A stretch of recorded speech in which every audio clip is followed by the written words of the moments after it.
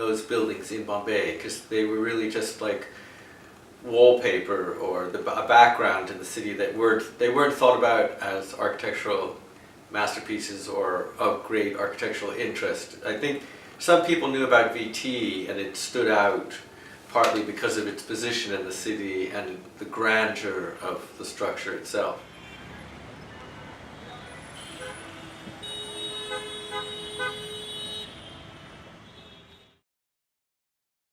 When I came to Bombay in 1981 to begin doing the research on the Victorian buildings of the city, I went round and started to explain to people what my topic was, and people were confused as to why one would be interested in those buildings in Bombay. It became clear that people just didn't really think about the buildings as something significant to the city, to its identity, and to its heritage, and as a key to understanding what made the city special, which is how I view historic buildings in any city. And Bombay had this great Victorian urban core, which I felt created an extraordinary legacy for the city to live amongst and to prosper from. I was surprised that other people took it completely for granted, didn't understand very much about it, didn't know who the architects were behind the proposals, and didn't know how the buildings came to be planned, funded, designed, and so on. By 1985, they began to list buildings in Bombay and begin to start to preserve them with legal protection, which is a major step forward. If you chose an area of London and wanted to work on it, you wouldn't find so many decorated, sculpted buildings of the same caliber by individual architects as you would in this extraordinary setting that you find in Bombay. And they also represent the great architectural minds of London and their influence on architects working in India. So G.G. Scott, T.R. Smith, Thomas Roger Smith brought architects to India and made a study of Bombay in 1864. There was created a ramparts removal committee, and it also brought Burgess's ideas, Broderick's ideas, Owen Jones' ideas to Bombay. And all of those people, when they contributed to the city, left an extraordinary legacy. In 1861 to 65, the American Civil War created an enormous increase in the value of cotton from India, just at the time the railways were able to bring it to port and steamships were able to bring it to Europe.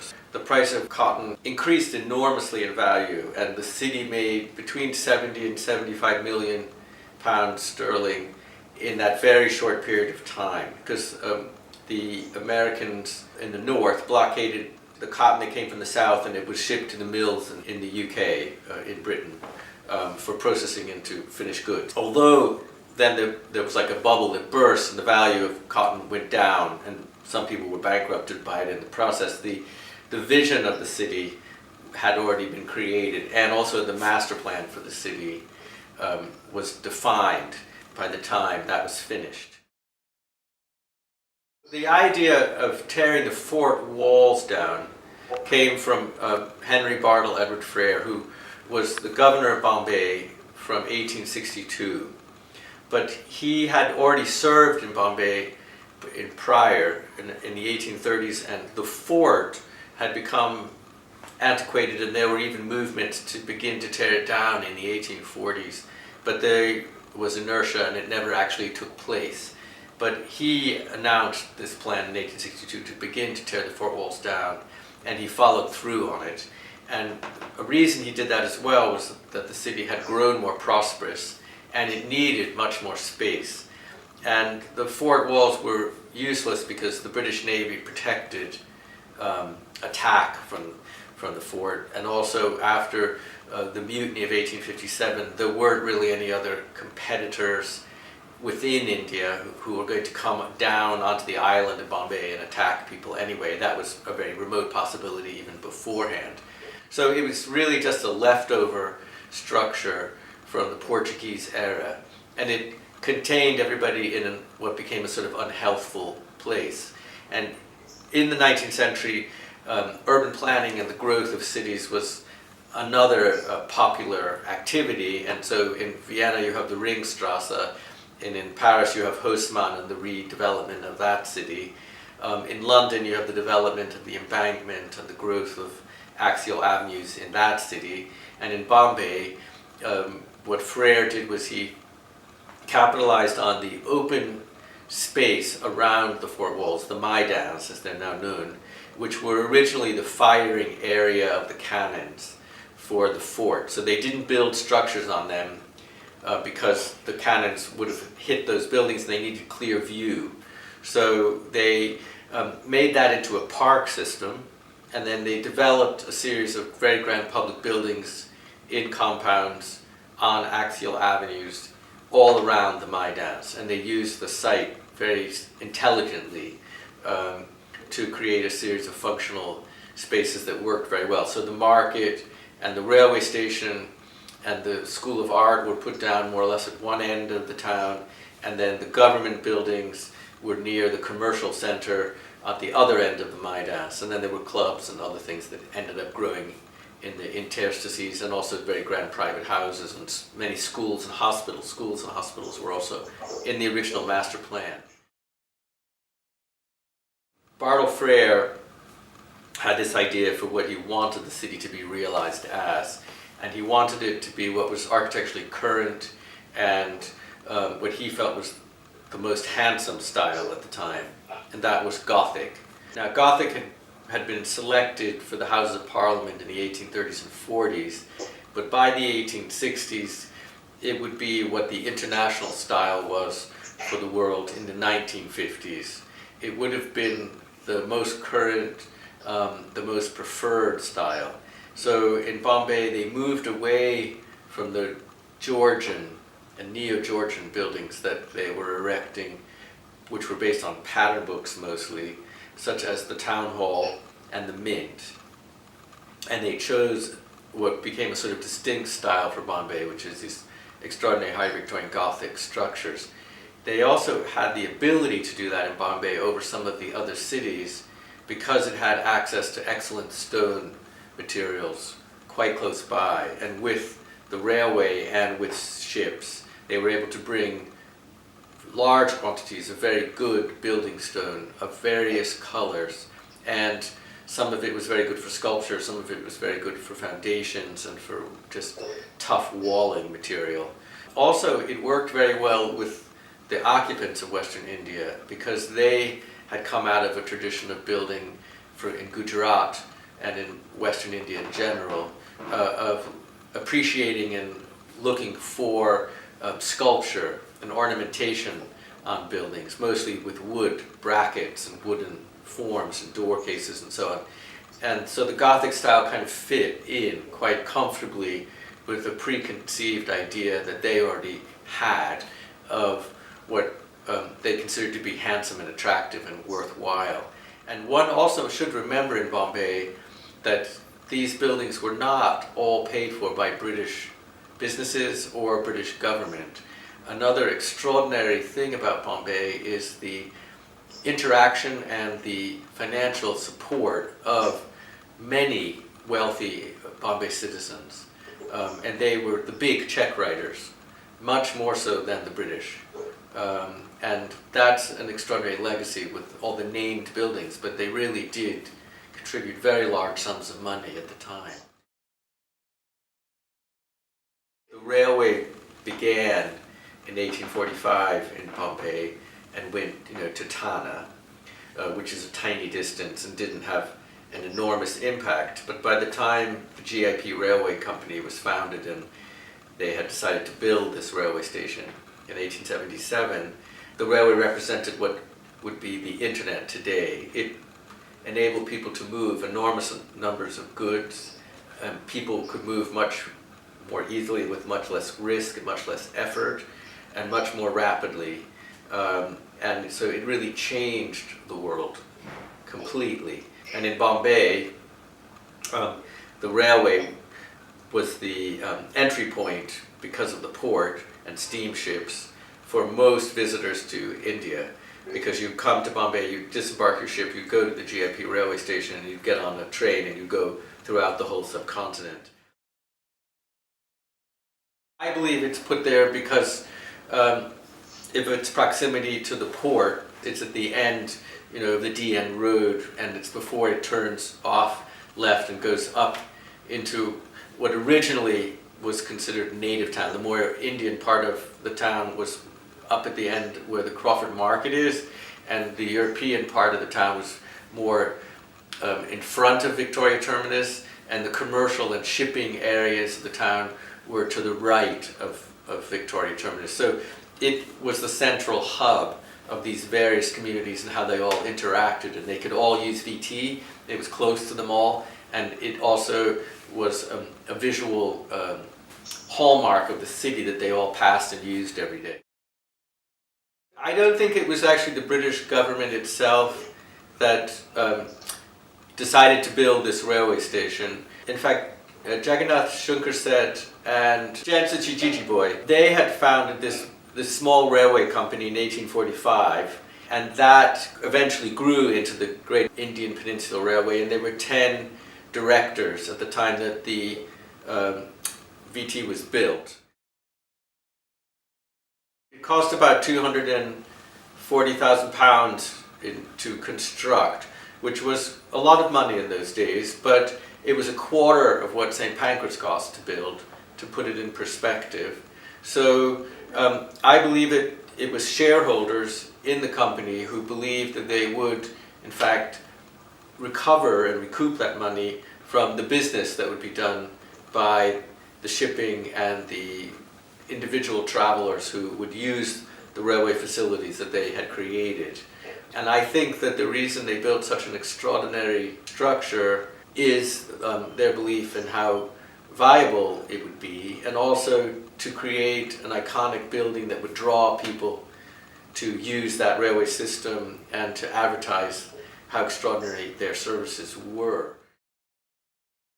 In terms of the design itself, I believe that there's a wonderful kind of symmetry to it and what was going on with Bombay as a city, because Bombay wasn't the capital of India. Calcutta was at the time this was built, but it's almost like the mercantile capital, and this is a sort of mercantile capital building, in that it relates very closely to designs by Gigi Scott and John Aldred Scott for the Houses of Parliament in Berlin.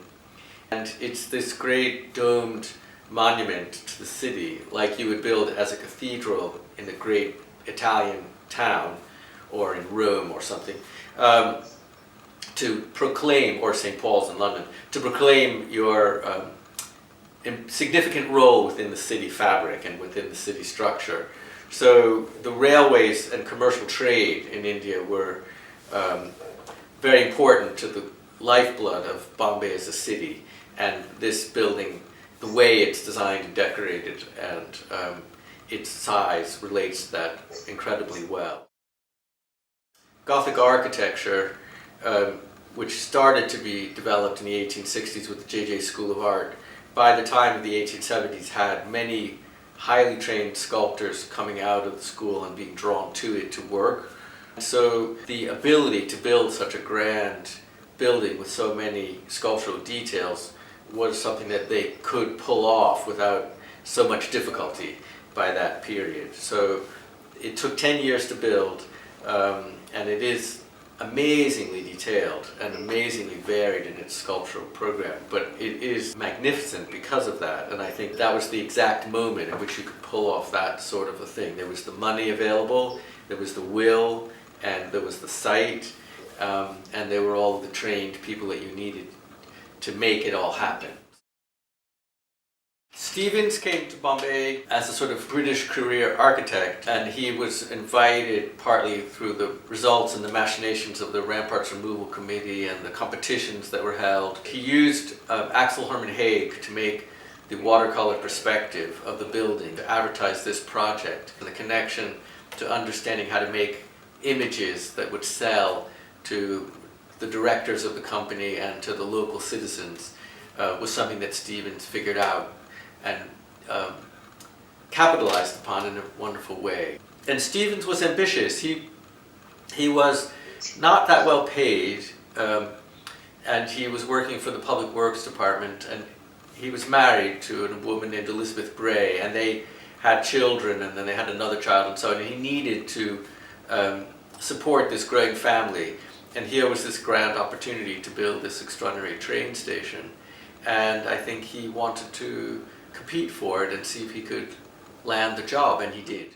When he was given the contract to sort of develop the idea for it and to compete, Stevens left for Europe, and he went and studied the train terminuses that were being constructed in the 1860s and 70s throughout Europe. And I think that a great source for him was the St. Pancras station in London, which had just opened. It was developed in 1868 and opened in 1874 by one of the great Victorian Gothic architects, G.G. Scott. And I believe that Stevens loved that as a structure, and so he tried to model its best qualities into the building that he would develop in Bombay. Stevens very cleverly creates an inner courtyard for the office space away from the street. You pass through the British Lion and the Indian Tiger as you go through this gate into this great train station. And then you come into an extraordinary entrance hall with a cantilevered staircase taking you up into the space. Also, he creates a principal point of interest with the dome. The choice of progress is incredibly appropriate. It's exactly what the railways represented in the world and in India at that moment. Although Stevens incorporates a clock into the design of his building, it's not the main feature.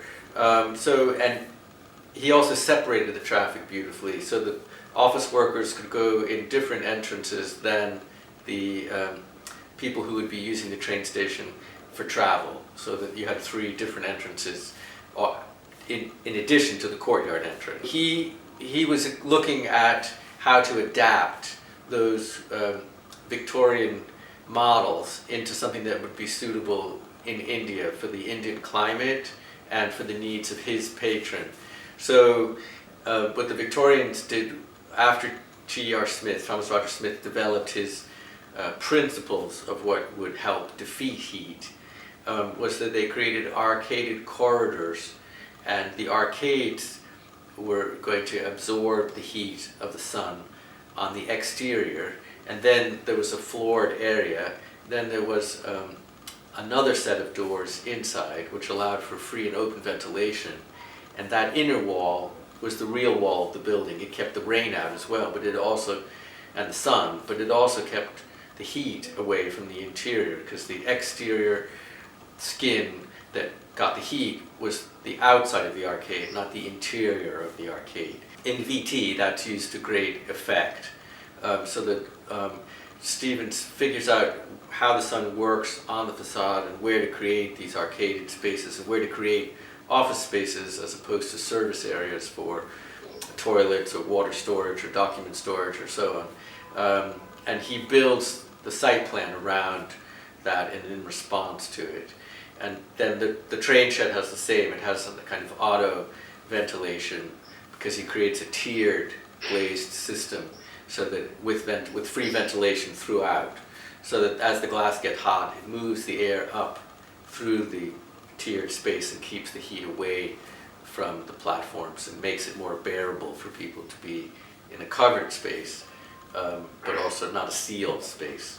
I believe that he used European contractors like Signor Gabello to do the ornamentation of the ticket lobby because they were the best in their field at doing marble work and laying. There was a Mon company tile dado in that space, and there was a very beautiful mercantile floor and so on. Some of those things have disappeared now, but in any case, he used them for that. And then he used 2 other Indian contractors who were extremely able and had come through the Public Works Department system to assist him in developing this really quite colossal project, because it really is amazing when you think of how much sculpture alone was created for it, and then it's a completely load-bearing structure There's no steel used in it. It's all cut stone and it's all sprung arched structures throughout all the offices, which is an amazing thing to achieve and to build, and very expensive, but it also makes it very cool and very comfy to work in. I think that Thomas Earp did the sculpture of Queen Victoria that did originally stand in the Victoria Terminus. He was a Victorian sculptor working in London, had a successful practice and made a series of sculptures of public figures, and then they were sold out of the studio to decorate various buildings throughout the empire.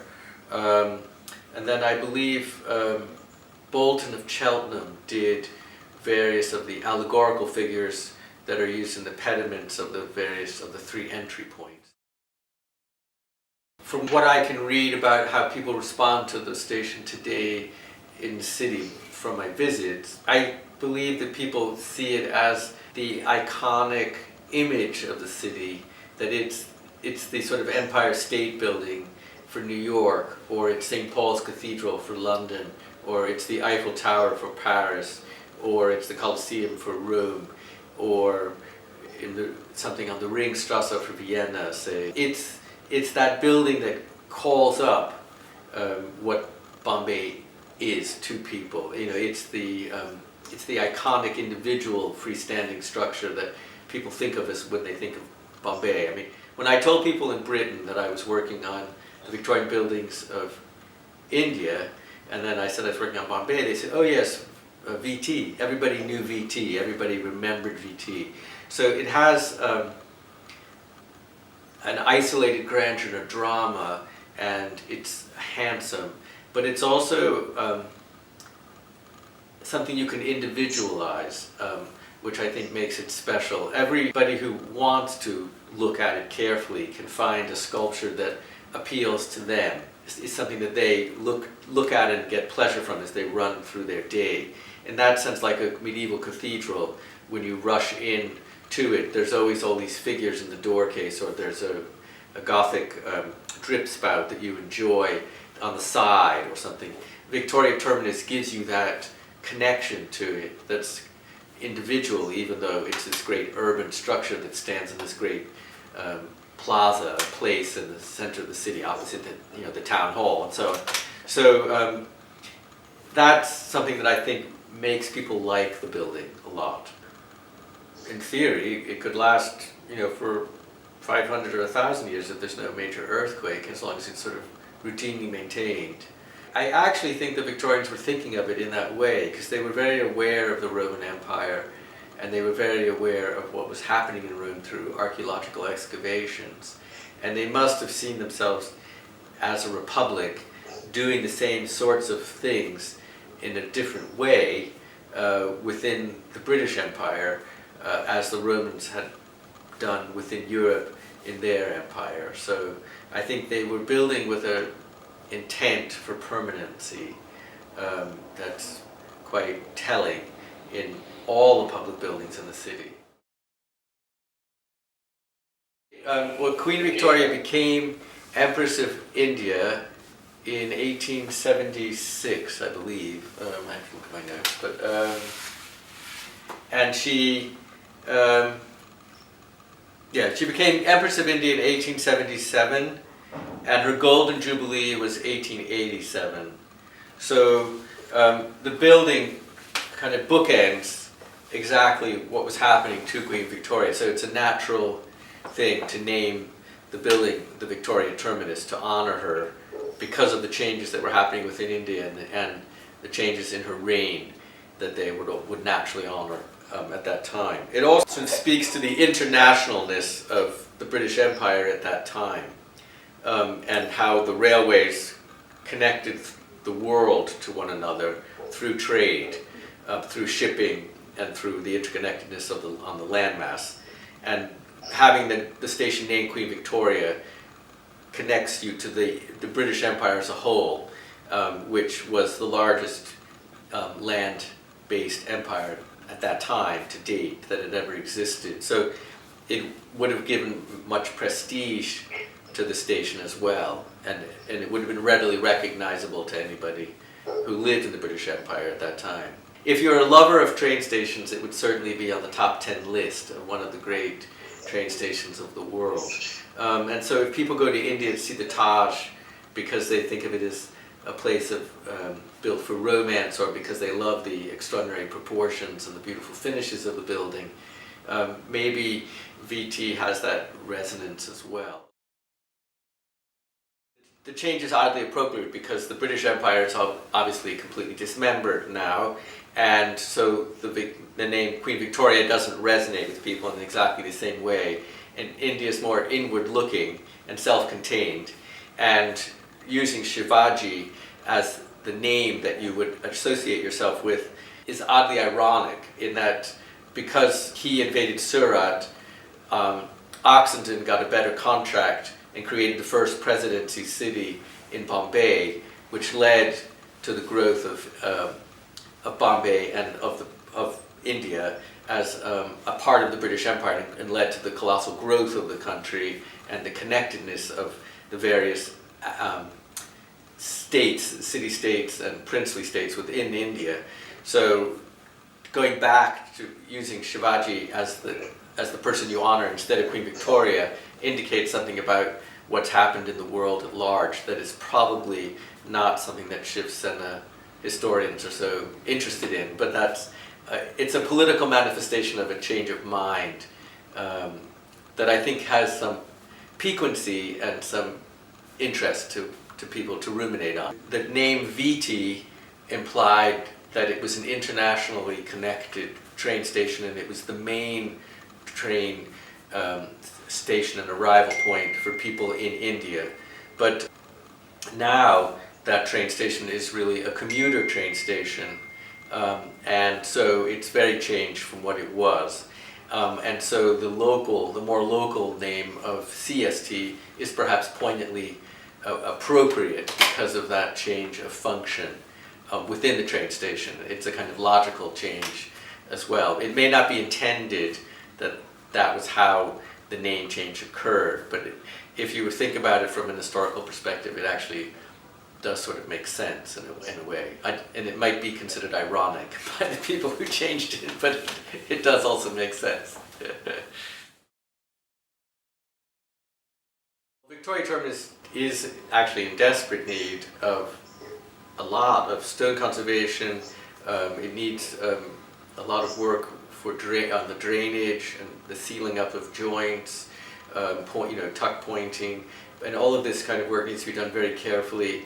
Air conditioning is visible. It's also been painted in places that are inappropriate, colors that are also inappropriate. The booking hall areas, I believe now, are somewhat irreparably damaged by a new floor, new windows, but also the ceiling of the booking hall has been painted a completely inappropriate set of colors. So there are some things that you could do to bring back the Victorian grandeur. If you were to contrast it to St Pancras in London, it's been sold into condominium apartments and made into a hotel again, and it has very grand restaurants downstairs now, and it's tied into the city as a venue and used very popularly by people in the neighborhood, whereas Victoria Terminus wasn't developed that way initially, but it would be a way forward perhaps to create carefully some commercial spaces on the ground floor areas, perhaps to give a revenue stream to maintain the rest of the building, not to take the money and then spend it on the railway system thousands of miles away from the structure. But that might be a way of infusing a cash flow that would be needed to fix the building up. But it does have papoi plants growing from it, and it does clearly need stone conservation work, quite a lot of it.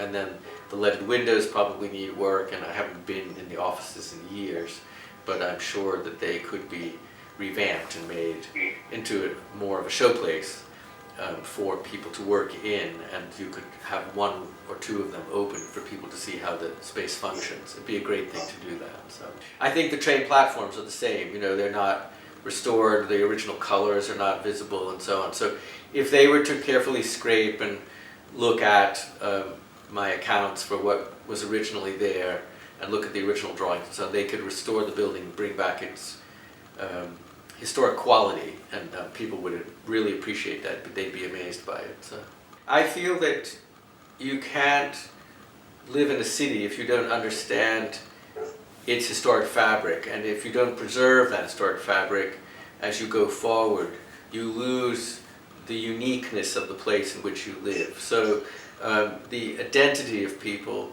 is tied up in the efforts that they have made to create living space and workspace over history.